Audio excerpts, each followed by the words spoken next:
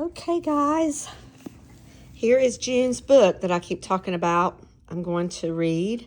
It's called Elvis and the Twilight of Memory by June Wanico. Introduction by Peter Guralnick, author of Last Train to Memphis. I'm actually reading that right now. I just read Last Train to Memphis. That's part one from Elvis, quickie up through his childhood to when he enters the Army. And so basically that's the rise of Elvis Presley. And then the second one is, the second part of that book is, part two of that series is the decline of Elvis. And that's what I'm reading right now. But this is Twilight of Memory. And I'm going to give the introduction and see if you guys are interested, which I'm sure you will be, because this is probably one of the best written books of one of Elvis's relationships ever. She is just an incredible writer and just is so fun, just so fun. All right, so it began in 1955 when the teenage June Wanico was persuaded by a friend to go and see an up-and-coming young singer perform at Keesler Air Force Base in Biloxi, Mississippi. The singer was Elvis Presley. The venue, a makeshift dance hall, like the dozens of others across the Deep South where the singer would make his name. Elvis was still a shy country boy then, but not too shy to catch a pretty girl's eye and make a date. June, for her part, was only too pleased to show off her hometown to this handsome rising star, little knowing that he would ultimately take a piece of her heart and make it his own forever.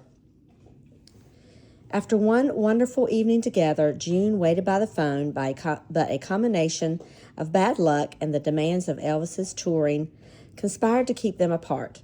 Nearly a year later, however, in May 1956, June and some girlfriends went on holiday to Memphis, and soon after their arrival bumped into the town's biggest local celebrity. To June's surprise, he remembered her name, and they met up again. It was the start of an idyllic summer together, during which June fell in love, toured with Elvis in Florida, and had to come to terms with dating the hottest property around. With an introduction by Elvis Presley's acclaimed biographer, Peter Guralnick, and featuring many previously unpublished photographs, Elvis in the Twilight of Memory is June Wanico's own account of that magical time.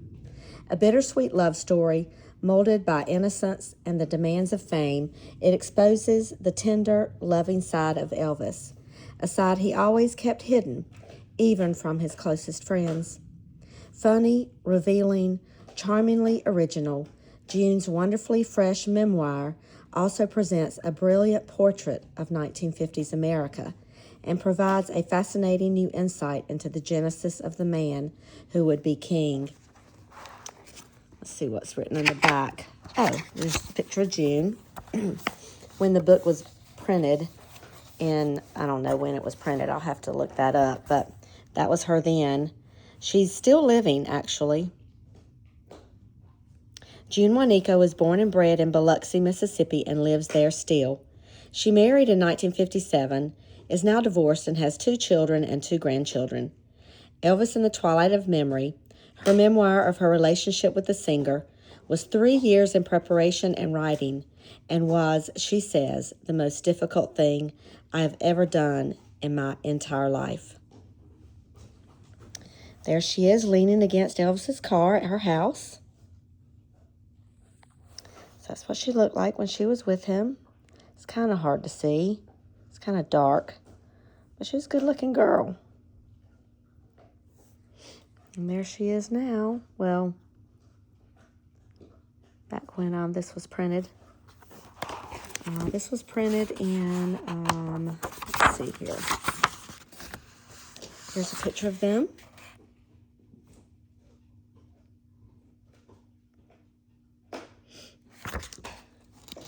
Elvis in the Twilight of Memory. Let's see if it says published in 1997. Copyright 1997, June Wanico Taranto. That's who she married. It's Taranto. So this was written 10 years after Lucy's book. And June kept impeccable diaries. So she wrote in her diary, and a lot of this comes from, and she was very detailed. So it's great. To the memory of Gladys Love Presley, Elvis's mother. This is the Elvis we both knew and loved. Well, Love was her middle name. Her maiden name was Smith. So it's Gladys Love Smith Presley. But Love was her middle name. Isn't that interesting? All right, here's the contents. And we'll start with the introduction.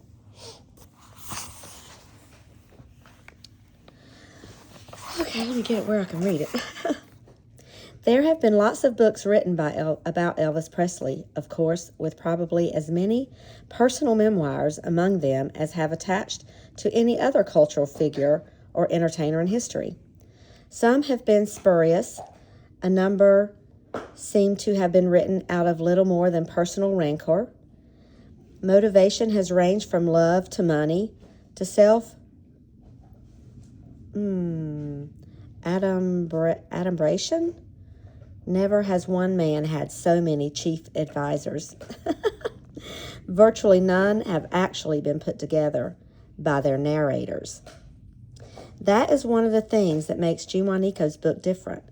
It is not simply that she has written a book that is filled with feeling and insight, that conveys an experience with truth and without rancor, about a real, non-mythic Elvis Presley. She has also written and rewritten every word herself, and in the process produced an account that is as touching in its unadorned honesty as it is refreshing in its feisty and unself-centered voice. June is feisty. Oh my gosh. I should have known that June was a writer when we first met.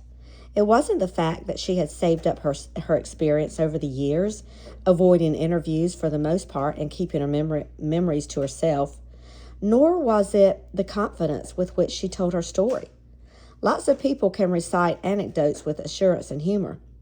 No, it was the extent to which she had reflected upon her experience, fleshed out her story with three-dimensional portraits, created a narrative persona, removed from the 19-year-old girl at its center, provided a structure which, far from distorting the experience, defined it. When she produced the manuscript that she had been working on, I really should not have been surprised. Everyone has his or her own way of telling a story, and most of us, when recounting our own experience, paint a truthful picture. It is not necessarily a complex one, though. For reasons of convenience, most of our stories boil down to anecdotes in which our own roles may be enhanced, the punchline delivered more crisply, the world more like world, a world in which things could have happened. These verbal riposts could have been made. Then the real one, in which motivation is often confused, people are necessarily a combination of contradictory elements. The picture is not postcard perfect. That was a lot of big words that I think this is Peter Guralnick's intro. And some of his words in his other book, I just kind of get lost and just try to get the gist of it. It's hard to scrutinize these accounts realistically, particularly if one is a participant in the story. It can be painful to look too closely at one's own past. But that is what June has done. Without for a moment sacrificing the immediacy of what can only be called a love story, the narrator has told a tale filled with autumnal regret, a bittersweet account filled with vivid detail that portrays a particular time and place, Biloxi, Mississippi, the summer of 1956, and carries with its own charm and its own truth It also captures a 21-year-old Elvis Presley with Hound Dog just about to start climbing the charts, on the brink of movie stardom because he receives his copy of a script titled The Reno Brothers, soon to become Love Me Tender, while he and June are in Miami when she goes with him on tour after their summer in Biloxi. Enjoying a brief moment out of the spotlight just before the curtain of privacy is forever lifted. Let me reread that sentence without all that stuff on the movie. It says, it also captures a 21-year-old Elvis Presley with Hound Dog just about to start climbing the charts, on the brink of movie stardom, enjoying a brief moment out of the spotlight just before the curtain of privacy is forever lifted. June Juanico's book carries conviction in its very simplicity, but don't be misled by that simplicity. There's a writer there too, and we are getting the benefit not just of her experiences, but of her insights as well. Peter Guralnick, January 1997. So she wrote this book, rewrote it, and then took it to him to take a look. And he includes her in his biography of Elvis. Okay, yeah. This was the summer, 1950, or this was the year, 1956, where he soared into superstardom. 55, he worked his butt off. The end of 54, when he started touring, in 55, he worked his butt off, traveling, miles and miles, going through cars that were burning up on the side of the road and just breaking down, and traveling in airplanes and trains. Well, I don't think he was in airplanes yet. He was just in cars because they were traveling, him and Scotty and Bill, with Bill's big bass attached to the top of the car, traveling miles and miles and miles. Do you know that he came to New Bern in 1955? He sure did. He played at the Sudan Temple and went across the street and ate at the Chelsea, which wasn't the Chelsea back then, but that's where he ate. Yep. Dang it. And I wasn't alive to go to it. But yeah, he traveled all over the place. Drove. And when you follow that tour, he was in Tampa, I think, the night before. So he drove from Tampa to New Bern. They performed. And then from New Bern, they drove somewhere else. Lots of traveling. All right, Elvis. So he worked his butt off. And then the Colonel attached himself sort of around the end of 55. And he promised to get him on TV. And so he started doing the TV shows in early 56. So because at that point he was really only well known in the Southeast, Texas, Southeast. But once he got on TV, he became well known across the country. And RCA bought out his contract from Sun Records. And the Colonel was doing his thing. All right, we're going to read this little prologue. This is starting with June's writing. Now, June is not a real author. He says she's an author. She's an author because she was an incredible author of this book, but she didn't write any more books. This is her one and only book. Prologue. This is June. It was a 2-hour drive from Biloxi to the station in New Orleans where Elvis would be changing trains. Because of his phobia about flying, he chose instead the long train ride from California to Memphis. Being on the train for days at a time didn't bother Elvis. It gave him time to relax and collect his thoughts. He had selected a route slightly out of his way because it would be convenient for me to rendezvous with him in New Orleans.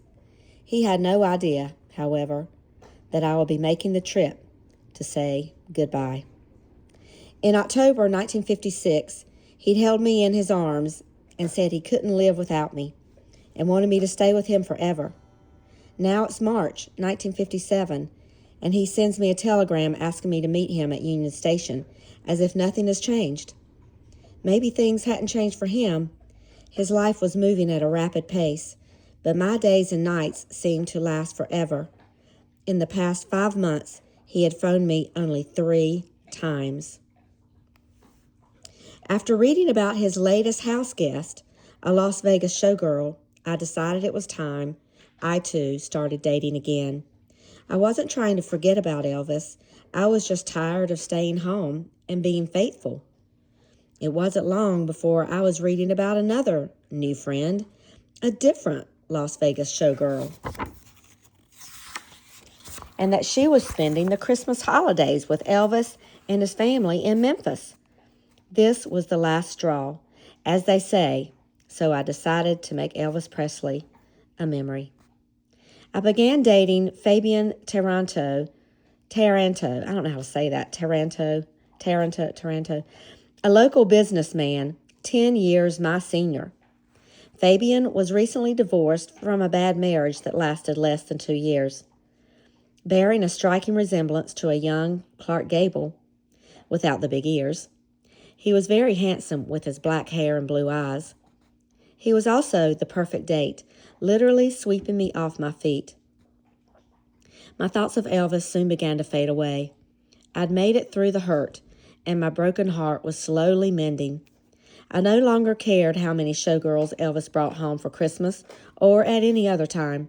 I stopped reading articles about him and listened to records instead of the radio because Elvis was on every station. I refused to talk about him to anyone, especially persistent reporters. My mother was answering the phone by saying, "Sorry, June's not here, and I have nothing to say." I stopped reading all the fan mail. It piled up for months. If you're in love, really in love, you pick up the phone and call. Elvis had left me on hold for too long. Even in a Continental Mark II, I could never take a back seat to anyone. If I couldn't be right up there by the hood ornament, then I didn't need the ride. When Fabian asked me to marry him, I didn't think twice. I said yes immediately. On the way to New Orleans, I got into a heated discussion with Pat, my best friend, about my relationship with Fabian. "Are you really going to tell Elvis?" Pat asked. "Certainly I'm going to tell him. That's why I'm going to see him." "Are you serious about all this marriage stuff?" "Yes, I'm serious. Why is it so hard for you to understand? We've already set a date." "Jesus, June, I hate to ask. It's going to be the 1st of June. I'm going to be a June bride." My words were pronounced and deliberate. "Do you think this is a joke, June? You can't be serious." "I am serious. I'm in love with Fabian, and we're going to be married. That's all there is to it." "June, you were in love with Elvis just a few months ago. You're not thinking straight. And I'm not concerned with Elvis, June. I'm worried about you. You're going too fast. Don't you realize you're on the rebound?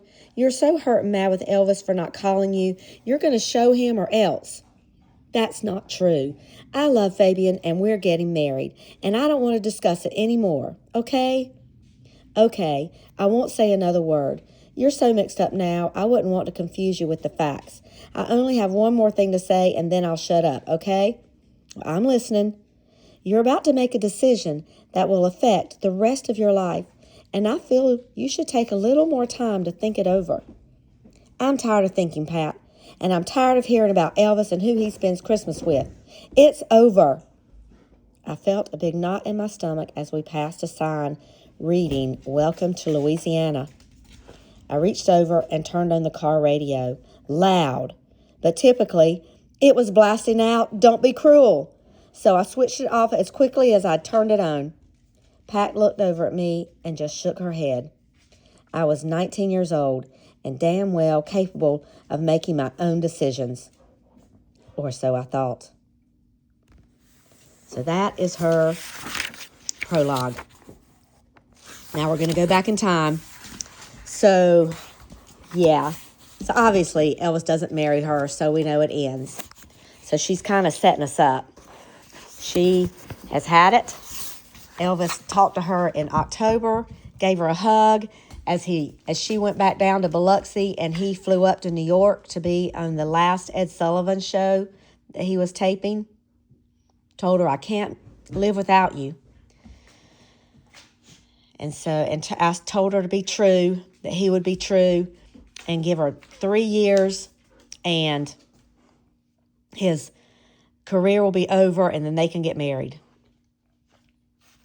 And, yeah. So he goes up there, and then he doesn't call her for her birthday in November. He doesn't call her for Thanksgiving. He doesn't call her for Christmas.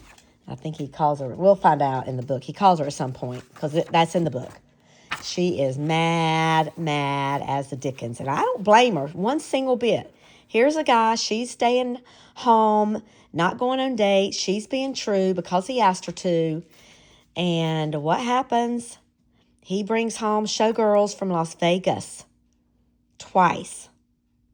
Yeah, and one of them is for Christmas. That's a holiday. She stays there for like a week. Yeah, I've read about that. That's when he goes to, they're driving around, and he drives by Sun Studios, and, who are the guys? Jerry Lewis, and Carl Perkins are there, and I think they're having a recording studio for Carl Perkins. So Elvis stops in to say hello, and they end up jamming, and the guy from Sun Studios calls Johnny Cash, and he comes down, and then a reporter comes and does an article, and he calls them the $1 Million Quartet. And the four of them just jam all afternoon in the studio. And the guy who runs Sun Studios, Sam Phillips, he's so smart. He puts record, and he records a lot of it. And I hear a lot of that music on Sunday mornings, because a lot of it was gospel music that was popular back in the day. And all four of them were all, with Bible Belt. Everybody knew the gospel music back then, because everybody went to church. And anyway, it was fun. And if you go to Apple Music, if you have Apple Music, you can go to Apple Music and look up $1 Million Quartet. And you can listen to all that music if you want to. Melissa and Mama, I think you might have it, Mama. I know you don't, Kelly. Kelly, you could look it up on YouTube. I don't know if YouTube has it where you can play it, but they might. And Jenny, I don't know, you probably have Apple Music, so you could do that too if you wanted. But anyway, when you're listening to it, sometimes you hear a girl in the background, and that is the Las Vegas showgirl that Elvis brought home with him. I think she was a nice girl. They had a good time, and then she went home. And that was it. So anyway, but June read about it in the paper and was mad. And she said, that is the last straw. And so anyway, that is this next book. So,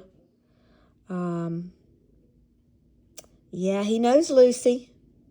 But Lucy, when you think about it, he is a young 21-year-old. I think when they met, he may have been 20 when they met in 55. In 56, he turns 21 in January. And so the year they are together is 56. He's 21. He's a young 21-year-old male with testosterone out the yin-yang. And he loves Lucy, but he can't be with her. And these other girls are right in front of his face. And he just can't, he can't say no. They're throwing themselves on him. And, maybe it doesn't mean anything to him, but it's going through the motions. And he spots June, and June becomes one of those that stuck, because she is an incredible person. And she was good for him, very good for him. So I can't say that it was a bad thing. And so anyway, I'm excited to read this book for you guys. I know you're going to enjoy it, so I'll get into it, but just wanted to give y'all a preview so you can get excited for it. There they are. I know it's a color enhanced picture. His hair was still brown when he was dating her. Yeah. but it wasn't gold like that on the edges. This is definitely a color enhanced. Here's a picture in the back. This is at June's house. She ain't making it up. That is definitely Elvis Presley. And she is sitting on his lap. You see that blonde streak? So she, while she's down in, she's got dark brown hair.